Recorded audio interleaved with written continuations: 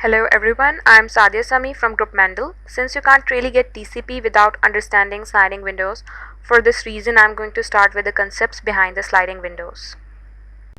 In order to understand it, I have come up with an image, which is an operation of unreliable protocol in such a system, such as that used by the IP. If it gets there, great, otherwise nobody will have a clue. Some external mechanism is needed to take care of the lost message, unless the protocol does not really care whether a few bits and pieces are missing from its message stream. TCP, on the other hand, deals with individual bytes of data as a stream. Transmitting each byte one at a time and acknowledging each one at a time would quite obviously be absurd. This is why TCP does not send bytes individually. It divides them into segments. All of the bytes in a segment are sent together and received together, and thus acknowledged together. We can conceptually divide the bytes that the sending TCP has in its buffer into 4 categories. Bytes sent and acknowledged. The earlier bytes in the stream will have been sent and acknowledged. Bytes sent but not yet acknowledged. These are the bytes that the device has sent but for which it has not yet received an acknowledgement. Bytes not yet sent for which recipient is ready.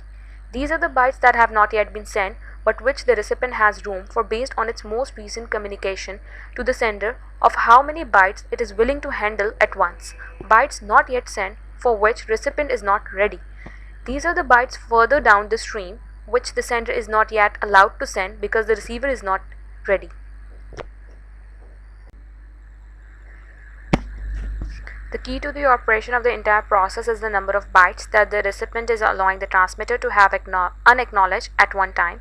This is called the send window, or often just the window. The window is what determines how many bytes the sender is allowed to transmit, which is equal to the sum of the number of bytes in category 2 and category 3.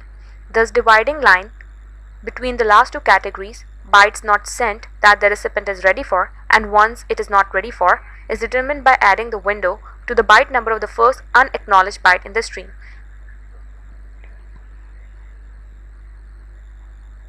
IP fragmentation is the process of breaking up a single internet protocol datagram into multiple packets of smaller size. Here are a few key points. The IP fragmentation and reassembly process occurs at the IP layer and is transparent to the upper layer protocol. Now the question arises, what happens when the amount of data is greater than the MTU for the network? It is at this point that fragmentation and MTU comes into play. A maximum transmission unit is the largest size packet of frame specified in the octets that can be sent in a packet of frame-based network such as the internet. TCP uses MTU to determine maximum size of each packet in any transmission. At the time of transmission, let's suppose the data block met the MTU restriction for a 16 MB token ring network. However, the router connecting the token ring to the Ethernet network is faced with having to forward this large block onto a network with a smaller MTU. So how does router 1 handle this situation of the path MTU? The answer is both simple and elegant in that it will simply follow the rules of IP fragmentation as if was transmitting the frame itself.